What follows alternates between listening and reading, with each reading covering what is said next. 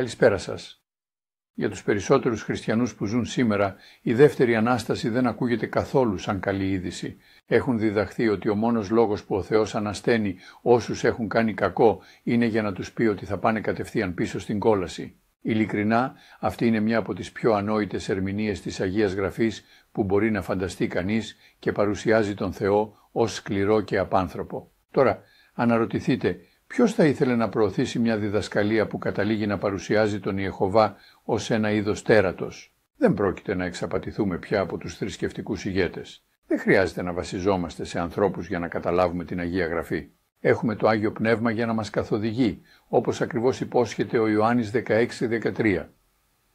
Μόλις σταμάτησα να δέχομαι τυφλά τις ανθρώπινες ερμηνείες, προσευχήθηκα για την καθοδήγηση του Αγίου Πνεύματος και άρχισα να εξετάζω τις γραφές για τον εαυτό μου, όλα άρχισαν να μπαίνουν στη θέση τους. Ξέρω ότι πολλοί από εσάς βιώνετε την ίδια χαρά, καθώς η κατανόηση του Λόγου του Θεού αυξάνεται. Ας σκεφτούμε λοιπόν μαζί αυτά τα πράγματα, επειδή η μοίρα εκείνων που επιστρέφουν στη δεύτερη Ανάσταση έχει σημασία. Είναι μέρος της ελπίδας μας, όπως ακριβώς ήταν και για τον Απόστολο Παύλο, ο οποίος είπε «Και έχω ελπίδα προς τον Θεό, την οποία τρέφουν και αυτοί, ότι πρόκειται να γίνει Ανάσταση δικαίων και αδίκων».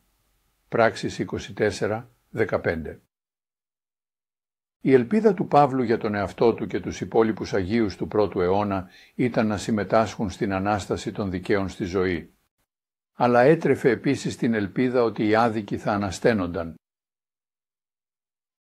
Το ερώτημα είναι, για ποιο σκοπό? Ο Παύλος γνώριζε ότι ο Ιησούς είχε προβλέψει ότι θα καλέσει και ότι όλοι οι νεκροί στους τάφους τους θα αναστηθούν. Μη θαυμάζετε γι' αυτό, επειδή έρχεται η ώρα κατά την οποία όλοι όσοι είναι στα μνημεία θα ακούσουν τη φωνή του και θα βγουν, όσοι έκαναν καλά πράγματα σε Ανάσταση ζωής, όσοι έπραξαν απέσια πράγματα σε Ανάσταση κρίσης. Ιωάννης 5:28-29. Πρέπει όμως να είμαστε προσεκτικοί, διότι δεν αντικατοπτρίζουν όλες οι μεταφράσεις της Αγίας Γραφής με ακρίβεια το πρωτότυπο κείμενο. Πολλοί επικρίνουν τη μετάφραση του Νέου Κόσμου επειδή κάποια χωρία έχουν διαμορφωθεί από δογματικές προκαταλήψεις και αυτή είναι μια βάσιμη ανησυχία, αλλά το ίδιο μπορεί να υποθεί και για τους μεταφραστές πίσω από πολλές άλλες εκδόσεις. Απλά σκεφτείτε πως αυτές οι γραφές αποδίδουν αυτά που είπε ο Ιησούς. Αυτοί που έκαναν το κακό στην Ανάσταση με αποτέλεσμα την καταδίκη, Net Bible. Και αυτοί που έκαναν το κακό προς την Ανάσταση που οδηγεί σε καταδίκη, βίβλος του βασιλιά Ιακώβου. Αλλά αυτοί που έκαναν κακά πράγματα στην Ανάσταση της καταδίκης, Christian Standard Bible. Ποιο είναι λοιπόν? Ανασταίνονται για να κριθούν ή μόνο για να καταδικαστούν? Η καταδίκη τους έχει ήδη αποφασιστεί ή δέχονται μια δίκαιη δίκη? Σε ένα αστυνομικό κράτος, το να πάει κάποιος στο δικαστήριο είναι απλά μια τυπική διαδικασία, γιατί το αποτέλεσμα είναι ήδη γνωστό. Αυτό είναι το είδος της δικαιοσύνης που περιμένουμε να δούμε στη Βασιλεία του Θεού. Ας ρίξουμε μια πιο προσεκτική ματιά στην ελληνική λέξη, με την οποία τόσοι πολλοί μεταφραστές της Αγίας Γραφής φαίνεται να δυσκολεύονται. Η λέξη στα ελληνικά είναι κρίση, από την οποία παίρνουμε την αγγλική λέξη crisis. Κρίση είναι μια κρίσιμη στιγμή, ένα σημείο καμπής, κάτι που μπορεί να εξελιχθεί με οποιονδήποτε τρόπο. Η έκβαση μιας κρίσης δεν είναι προκαθορισμένη. Αν συμβουλευτούμε το λεξικό, να πώς ορίζεται η λέξη κρίση? Ορισμός: κρίση, απόφαση, καταδίκη, δικαιοσύνη. Έτσι, η ελληνική λέξη crisis μπορεί να αναφέρεται σε απόφαση, κρίση ή δικαιοσύνη, καθώς και σε καταδίκη.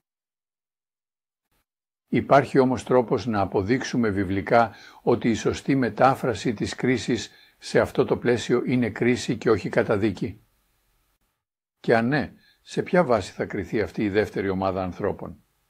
Η απάντηση προέρχεται από την ίδια ακριβώς ομιλία στην οποία ο Ιησούς μίλησε για τις δύο Αναστάσεις. Λίγους στίχους νωρίτερα διαβάζουμε «Αληθινά, αληθινά σας λέω, αυτός που ακούει το λόγο μου και πιστεύει εκείνον που με έστειλε έχει αιώνια ζωή και δεν έρχεται σε κρίση, αλλά έχει μεταβεί από το θάνατο στη ζωή». Ιωάννης 5:24. Άρα εκείνοι που αποτελούν την πρώτη Ανάσταση δεν έρχονται στην κρίση. Περνούν από το θάνατο στη ζωή πριν ακόμα πεθάνουν. Έτσι όταν ανασταίνονται είναι στην αιώνια ζωή. Ο Ιησούς είπε ότι όσοι ακούνε το λόγο του και πιστεύουν σε αυτόν που τον έστειλε, είναι αυτοί που έκαναν καλό. Όσοι έκαναν καλά πράγματα σε Ανάσταση ζωής. Ιωάννης 5:29. Άρα το να κάνεις το καλό δεν έχει να κάνει με το να είσαι καλός, φιλανθρωπικός και ευγενικός άνθρωπος. Υπάρχουν πολλοί άθεοι που είναι φιλάνθρωποι και ευγενικοί, αλλά δεν καλούνται καλοί από τον Θεό, αφού δεν ακούν τον Ιησού και τον Ιεχωβά. Και εκεί, εν ολίγης, βρίσκεται ολόκληρη η ερώτηση. Το καλό και το κακό συνοψίζονται σε μία απλή εξίσωση. Αν ακούσετε το Λόγο του Θεού και πιστέψετε σε Αυτόν, θα σωθείτε. Αν δεν το κάνεις, τότε δεν έχει σημασία πόσο καλός νομίζεις ότι είσαι. Για τον Ιεχωβά είσαι κακός, μοχθηρός και άδικος. Βλέπετε, δεν μετράει το δικό μας μέτρο για το καλό και το κακό, αλλά του Θεού. Ποιο ήταν το προπατορικό αμάρτημα?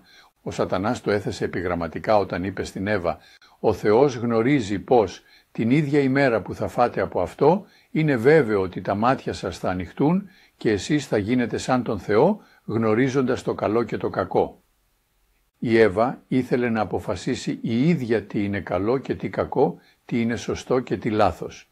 Αυτή είναι η καρδιά του θέματος. Αυτοί που υπακούουν στον Θεό είναι καλοί και αυτοί που δεν υπακούουν είναι κακοί. Δεν έχει σημασία πόσο καλός φαίνεται ένας άνθρωπος από ανθρώπινη άποψη. Κάθε νομικός κώδικας που έχει θεσπιστεί από ανθρώπους είναι ελαττωματικός και στα μάτια του Θεού κακός. Το μόνο που έχουμε να κάνουμε είναι να εξετάσουμε την ανθρώπινη ιστορία για να δούμε πού οδηγεί η τήρηση των ανθρωποποιητών νόμων, όσο καλή κι αν είναι. Έτσι, όταν ο Ιησούς μίλησε για εκείνους που έκαναν κακά και πονηρά πράγματα, αναφερόταν σε ανθρώπους που δεν ακολουθούν τον νόμο του Θεού, αλλά τον δικό τους. Το πρότυπο δικαιοσύνης του Θεού δεν έχει αλλάξει από τις ημέρες του Αδάμ και της Εύας. Αν ακούσετε τον Λόγο του Θεού, θυμηθείτε ότι ο Ιησούς είναι ο Λόγος του Θεού και πιστέψετε στον Ιεχωβά τον Πατέρα του, τότε θα έχετε ζωή. Τι γίνεται όμως αν δεν είχατε ποτέ την ευκαιρία να ακούσετε τον Λόγο του Θεού? Είστε καταδικασμένοι απλώς και μόνο επειδή ζήσατε σε λάθος χρόνο ή σε λάθος τόπο ή κάτω από λάθος συνθήκες για να ακούσετε για τον Ιησού και να γνωρίσετε τον Ιεχωβά? Ο Παύλος αντιμετωπίζει αυτό ακριβώς το ένιγμα στην επιστολή του προς τους Ρωμαίους. Διότι όποιος επικαλεστεί το όνομα του Ιεχωβά θα σωθεί. Ωστόσο, πώς θα επικαλεστούν εκείνον στον οποίο δεν έχουν θέσει πίστη και πώς θα θέσουν πίστη σε εκείνον για τον οποίο δεν έχουν ακούσει? Και πώς θα ακούσουν αν δεν τους κηρύξει κάποιος? Και πώς θα κηρύξουν αν δεν έχουν αποσταλεί? Όπως είναι γραμμένο, πόσο ωραία είναι τα πόδια εκείνων που διακηρύττουν καλά νέα για καλά πράγματα. Ρωμαίους 10, 13, 15. Αυτό το χωρίο που βασίζεται στην προφητεία του Ιωήλ 2.32 δείχνει ότι η σωτηρία εξαρτάται από την επίκληση του ονόματος του Ιεχωβά, αλλά υπογραμμίζει επίσης ένα σοβαρό πρόβλημα με αυτή την απέτηση. Δισεκατομμύρια άνθρωποι δεν είχαν ποτέ την ευκαιρία να επικαλεστούν το όνομα του Θεού επειδή δεν υπήρχε κανείς να τους κηρύξει. Πώς αντιμετωπίζει λοιπόν ένας δίκαιος Θεός αυτά τα δισεκατομμύρια? Εδώ είναι που μπαίνουν οι αρνητές, αυτοί που προωθούν την ιδέα μιας δεύτερης Ανάστασης προς καταδίκη και αιώνια καταδίκη. Συχνά απαντούν, δεν μπορούμε να υποθέσουμε ότι γνωρίζουμε τον Θεό. Επιμένουν ότι πρέπει απλώς να δεχτούμε αυτά που λέει η Αγία Γραφή και στη συνέχεια δείχνουν την Αποκάλυψη 20 ως απόδειξη ότι οι νεκροί ανασταίνονται μόνο και μόνο για να καταδικαστούν. Πρώτα διαβάζουν ένα μέρος του 5ου εδαφίου. Οι υπόλοιποι νεκροί δεν ήρθαν στη ζωή μέχρι που τελείωσαν τα 1000 χρόνια. Αποκάλυψη 25. Στη συνέχεια επισημαίνουν ότι τα εδάφια 7 έως 10 περιγράφουν τι θα συμβεί μετά το τέλος των 1000 ετών. Ο Σατανάς και οι δαίμονές του απελευθερώνονται, παραπλανούν πολλούς. Ο λαός του Θεού δέχεται επιθέσεις και τελικά ο Σατανάς και όλοι οι οπαδοί του καταστρέφονται για πάντα. Στη συνέχεια έρχονται τα εδάφια 11 έως 15 που μιλούν για την κρίση των νεκρών. Με βάση αυτή την ακολουθία συμπεραίνουν ότι όλοι στη δεύτερη Ανάσταση επανέρχονται στη ζωή για να κριθούν αποκλειστικά και μόνο για το τι έκαναν πριν πεθάνουν. Εφόσον αυτή η κρίση γίνεται μετά το τέλος των 1000 ετών και αφού ο Σατανάς και οι δαίμονές του έχουν καταστραφεί και εφόσον αυτοί οι αναστημένοι υποτίθεται ότι δεν έχουν τίποτα να τους δικαιολογήσει, κρίνονται από το κακό που διέπραξαν πριν από το θάνατο, πράγμα που σημαίνει ότι πρέπει να καταδικαστούν. Και πάλι ρωτάω, αυτό ακούγεται σαν τις πράξεις ενός στοργικού Θεού? Και για άλλη μια φορά, αυτοί που προωθούν αυτή την άποψη απαντούν, δεν μπορούμε να ερμηνεύσουμε αυτά τα εδάφια με βάση το τι νομίζουμε ότι είναι αγαπητό ή όχι. Η αγάπη είναι υποκειμενική. Πρέπει να το δούμε αντικειμενικά. Αρκετά δίκιο. Ας το δούμε αντικειμενικά. Σε ένα από τα τελευταία βιβλία της Αγίας Γραφής, αυτό που κάποιοι θα αποκαλούσαν το συμπέρασμα του κεντρικού θέματος της Αγίας Γραφής, ο Απόστολος Ιωάννης αποκαλύπτει το εξής. Αυτός που δεν αγαπάει δεν έχει γνωρίσει τον Θεό, επειδή ο Θεός είναι αγάπη. Α Ιωάννη 4:8. Δεν μπορούμε να αρχίσουμε να καταλαβαίνουμε τον Θεό αν δεν αγαπάμε, γιατί ο Θεός είναι αγάπη. Ο δημιουργός του σύμπαντος είναι αγάπη. Όλα τα πράγματα δημιουργήθηκαν από τον Θεό. Αυτός είναι η πηγή των πάντων και ο Θεός είναι αγάπη. Μπορείς να γίνεις πιο αντικειμενικός από αυτό? Εκείνοι που απορρίπτουν την αγάπη ως αναξιόπιστο μέσο για να κατανοήσουμε τον Θεό και τη βάση της κρίσης Του, το κάνουν επειδή, όπως λέει ο Ιωάννης, δεν αγαπούν. Έχουμε εξοπλιστεί από τον Πατέρα μας για να κατανοήσουμε την αγάπη Του, επειδή μας δημιούργησε κατά εικόνα Του, και άρχισε ο Θεός να δημιουργεί τον άνθρωπο κατά την εικόνα Του. Κατά την εικόνα του Θεού τον δημιούργησε. Αρσενικό και θηλυκό τους δημιούργησε. Γένεση 1:27. Αυτή η εικόνα εκδηλώνεται στην καρποφορία του Άγιου Πνεύματος. Απέναντίας, ο καρπός του Πνεύματος είναι αγάπη, χαρά, ειρήνη, μακροθυμία, καλοσύνη, αγαθότητα, πίστη, πραότητα, εγκράτεια. Εναντίον τέτοιων πραγμάτων δεν υπάρχει νόμος. Γαλάτας 5:22-23. Αυτή η θεόσταλτη ικανότητα αγάπης μας επιτρέπει να βλέπουμε τα πράγματα όπως τα βλέπει ο Θεός, αν το επιτρέψουμε. Επιτρέψτε μου να σας δώσω ένα παράδειγμα από τη δική μου ζωή για το πώς λειτουργεί αυτό. Πριν από περίπου 30 χρόνια, όταν ακόμη υπηρετούσα ως πρεσβύτερος στην οργάνωση των μαρτύρων, γνώρισα έναν αδελφό από μια γειτονική εκκλησία. Αρχίσαμε να κουβεντιάζουμε και τον ρώτησα από πού ήταν. Αποδείχτηκε ότι ήταν Ιρανός, γεννημένος και μεγαλωμένος μουσουλμάνος κάτω από το αυστηρό Ισλαμικό καθεστώς της χώρας αυτής που διέπεται από τον νόμο της Σαρία. Αφού έφυγε από το Ιράν, ασπάστηκε τον χριστιανισμό. Αν το είχε κάνει όσο ήταν ακόμα στο Ιράν, θα είχε χάσει τα πάντα. Ο νόμος της Σαρία θα απαιτούσε τη φυλάκισή του ή ακόμα και την εκτέλεσή του. Ήμουν περίεργος να καταλάβω γιατί έγινε ένας από τους μάρτυρες, δεδομένου ότι πραγματικά δεν υπάρχουν πολλά κοινά σημεία μεταξύ Ισλάμ και χριστιανισμού και ακόμα λιγότερα όταν η εκδοχή του χριστιανισμού είναι αυτή των μαρτύρων. Ή έτσι νόμιζα. Μου φάνηκε σαν ένα μεγάλο άλμα. Δεν μπορούσα να φανταστώ ότι 30 χρόνια αργότερα αυτή η συνάντηση θα μου παρήχε τα θεμέλια για την κατανόηση της δεύτερης Ανάστασης. Αυτός ο αδελφός, δεν θυμάμαι το όνομά του, οπότε θα τον αποκαλώ Τζο, μου είπε ότι πάντα τον προβλημάτιζε η Ισλαμική πίστη σε έναν τόπο αιώνιου μαρτυρίου για τους ασεβείς. Η χριστιανοσύνη το ονομάζει αυτό κόλαση φωτιά, αλλά στο Ισλάμ ονομάζεται Τζαχάναμ. Συγγνώμη αν το πρόφερα λάθος. Δεν είναι ενδιαφέρον ότι τόσο το Ισλάμ όσο και η χριστιανοσύνη έχουν μολυνθεί από παγανιστικές διδασκαλίες για βασανιστήρια στη μετά θάνατον ζωή? Τέλος πάντων, ο συλλογισμός του Τζο ήταν ως εξής. Ο Θεός με έπλασε. Δεν ζήτησα να δημιουργηθώ, οπότε αν δεν θέλω τη ζωή που προσφέρει ο Θεός, γιατί να μην μπορώ απλώς να επιστρέψω σε αυτό που ήμουν πριν με δημιουργήσει? Γιατί η μόνη μου επιλογή είναι να βασανίζομαι για πάντα? Το σκεπτικό του Τζο μπορεί να απεικονιστεί με τον εξής τρόπο. Ας πούμε ότι σας προσφέρω ένα όμορφο σπίτι σε μια ιδηλιακή τοποθεσία, σας παρέχω όσο φαγητό θα θέλατε και μάλιστα σας δίνω πολλά ενδιαφέροντα πράγματα να κάνετε όσο βρίσκεστε εκεί. Η μόνη προϋπόθεση είναι να ζεις σύμφωνα με τους κανόνες μου. Τώρα έχετε δύο επιλογές. Μπορείτε να δεχτείτε αυτό που προσφέρω ή αλλιώς θα σας βασανίζω ξανά και ξανά για πάντα.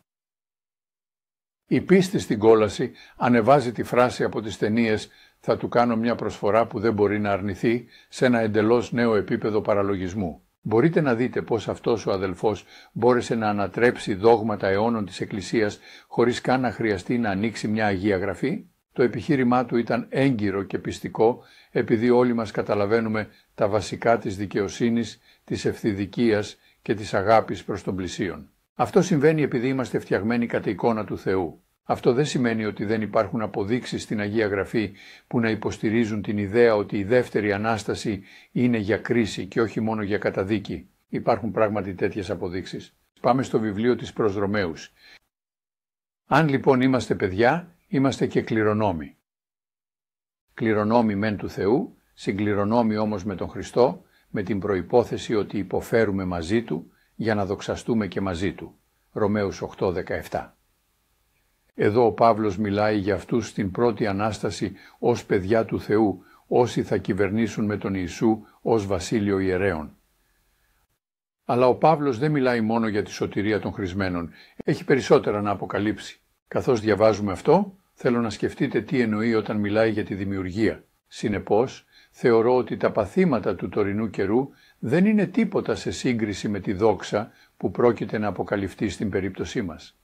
Διότι με έντονη λαχτάρα η δημιουργία περιμένει την αποκάλυψη των γιών του Θεού. Διότι η δημιουργία υποτάχθηκε στη ματαιότητα, όχι με τη θέλησή της, αλλά μέσω εκείνου που την υπέταξε, με βάση την ελπίδα ότι και η ίδια η δημιουργία θα ελευθερωθεί από την υποδούλωση στη φθορά και θα έχει την ένδοξη ελευθερία των παιδιών του Θεού. Διότι γνωρίζουμε ότι όλη μαζί η δημιουργία στενάζει και πονάει μέχρι τώρα. Όχι μόνο αυτό, αλλά και εμείς που έχουμε τους πρώτους καρπούς, δηλαδή το πνεύμα, και εμείς οι ίδιοι στενάζουμε μέσα μας, ενώ περιμένουμε με λαχτάρα την υιοθεσία, την απελευθέρωση από τα σώματά μας με λύτρο. Ρωμαίους 8:18-23. Ο Παύλος μιλάει για ολόκληρη τη δημιουργία που στενάζει όπως τους πόνους του τοκετού. Κάθε μητέρα μπορεί να σας πει πόσο επώδυνος μπορεί να είναι ο τοκετός, όμως τον υπομένουν εξαιτίας της χαράς που έρχεται όταν γεννιέται ένα παιδί. Με τον ίδιο τρόπο η δημιουργία στενάζει από πόνο, περιμένοντας την απελευθέρωση. Στη συνέχεια ο Παύλος λέει ότι και εμείς στενάζουμε, περιμένοντας την απελευθέρωση από τα ετοιμοθάνατα σώματά μας, αλλά προσθέτει ότι είμαστε οι πρώτοι καρποί του Άγιου Πνεύματος και αν υπάρχουν πρώτοι καρποί πρέπει να υπάρχουν και δεύτεροι καρποί. Αν το πνεύμα της υιοθεσίας σηματοδοτεί τους πρώτους καρπούς, τότε η δημιουργία, η οποία επίσης στενάζει με πόνο, πρέπει να είναι η δεύτερη ομάδα που θα λάβει το πνεύμα της υιοθεσίας. Αλλά για να συμβεί αυτό, πρέπει πρώτα να αποκαλυφθούν τα πνευματικά παιδιά του Θεού. Η δημιουργία περιμένει με ανυπομονησία την αποκάλυψη των ιών του Θεού. Με τον όρο δημιουργία ο Παύλος δεν εννοεί τη ζωή των φυτών ή των ζώων, αναφέρεται στους ανθρώπους. Αλλά γιατί τους αποκαλεί δημιουργία? Επειδή δεν είναι παιδιά του Θεού. Έχασαν αυτή την ιδιότητα όταν ο Αδάμ και η Εύα αμάρτησαν. Για να ξαναγίνουν ανθρώπινα παιδιά του Θεού, όπως ήταν ο Αδάμ και η Εύα, πρέπει να υιοθετηθούν ξανά στην οικογένεια του Θεού. Όλα είναι έτοιμα για να συμβεί αυτό. Μια νέα ανθρώπινη γενεαλογία έχει δημιουργηθεί στον Ιησού. Ως αντικαταστάτης του Αδάμ γίνεται μελλοντικός πατέρας όλης της ανθρωπότητας. Έτσι είναι μάλιστα γραμμένο. Ο πρώτος άνθρωπος Αδάμ έγινε ζωντανή ψυχή. Ο τελευταίος Αδάμ έγινε πνεύμα που δίνει ζωή. Α Κορινθίους 15:45. Ο Ιησούς θα γίνει αιώνιος πατέρας της ανθρωπότητας, αντικαθιστώντας τον Αδάμ στο ενδιάμεσο του Ιεχωβά Θεό και την υπόλοιπη ανθρωπότητα, με εξαίρεση τα πνευματικά παιδιά του Θεού που αποτελούν τους πρώτους καρπούς, την πρώτη Ανάσταση. Όμως, και αυτό είναι το θέμα πίσω από τη δεύτερη Ανάσταση, η βάση για την υιοθεσία, όπως είπε ο Ιησούς στο Ιωάννη 5:24, είναι να ακούσει κανείς το λόγο του και να πιστέψει στον Πατέρα του. Πώς θα το κάνουν αυτό αν δεν τους έχει δοθεί ποτέ αυτή η ευκαιρία? Το κάνουν αυτό λόγω της προμήθειας του Θεού, μιας βασιλείας ιερέων, τα παιδιά του Θεού, που αποκαλύπτονται όταν ο Ιησούς επιστρέψει να ολοκληρώσει την κατάκτηση του σατανά και αυτού του κόσμου. Τίποτα από όλα αυτά δεν έχει νόημα αν πιστεύουμε ότι οι νεκροί που επιστρέφουν στη δεύτερη Ανάσταση επιστρέφουν στη ζωή μόνο για να καταδικαστούν. Ο Ιεχωβά είναι αγάπη και θέλει την ανθρώπινη οικογένειά του πίσω, αλλά πρέπει να δεχτούν την προσφορά με τη θέλησή τους και για να γίνει αυτό πρέπει να αλλάξουν πολλά πράγματα. Θα τα εξερευνήσουμε όλα αυτά στο επόμενο βίντεο αυτής της σειράς. Σας ευχαριστούμε για τη συνεχιζόμενη υποστήριξη του έργου μας στη διάδοση των καλών νέων σε πολλές γλώσσες. Καθώς η τεχνολογία, οι ανθρώπινοι πόροι και η χρηματοδότηση το επιτρέπουν, θα συνεχίσουμε το έργο μας όπως ο Κύριος μας επιτρέπει.